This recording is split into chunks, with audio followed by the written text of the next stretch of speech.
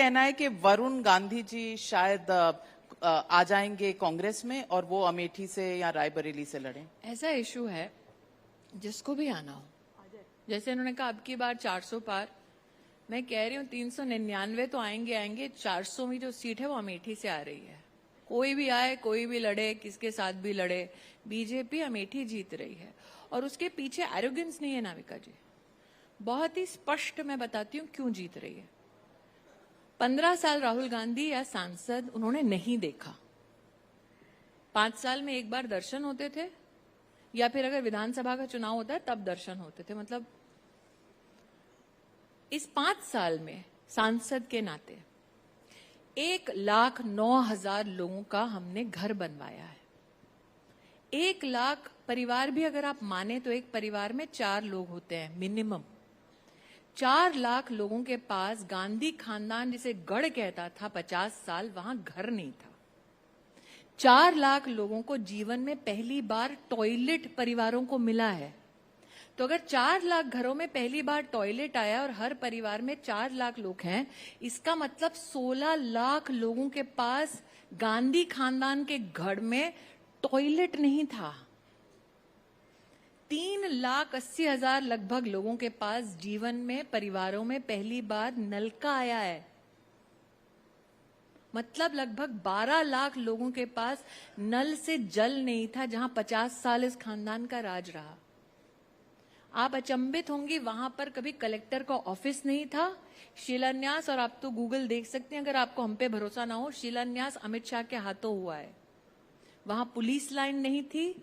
वहां का पहला ब्लड बैंक इन 5 सालों में आया, पहला डायलिसिस सेंटर इन 5 सालों में आया, पहला सीटी स्कैन मशीन इन 5 सालों में आया, पहला मेडिकल कॉलेज इन 5 सालों में आया।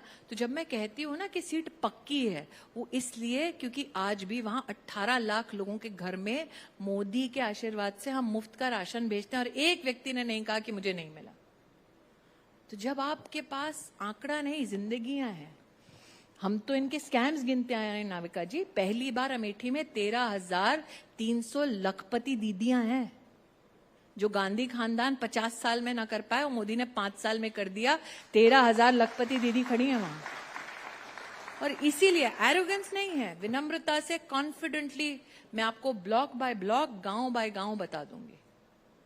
तो फिर रायबरेली में अब तक कैंडिडेट क्यों नहीं अनाउंस किया? कांग्रेस से पूछिए क्यों नहीं, पर आपने भी नहीं किया है। तो ऐसा थोड़ी ना होगा कि थोड़ा हम नहीं खेलेंगे अगर वो खेलना चाहेंगे तो ये खेल है, ये चुनाव क्या सस्पेंस का खेल है? देखिए ऐसा है, मैं पार्लियामेंट्री बोर्ड में नहीं हूं, लेकिन मैं एक जगह पे हूं, अमेठी में।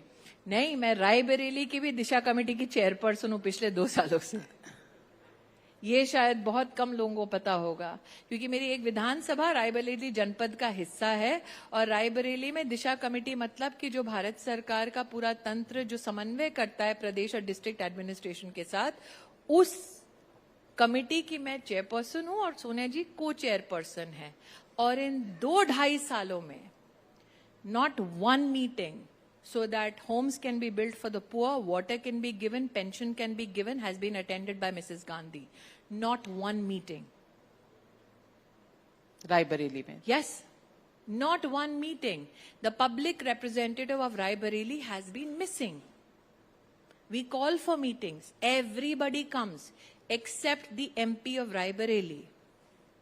उनकी तबीयत ठीक नहीं रहती है, ऐसा मैं, क्योंकि वो उम्र दराज महिला है इसलिए कुछ कहूंगी नहीं, but I believe that if you are available for conversations and physical presence across the country, the least you can do is be physically present for people who have voted you into a position of service.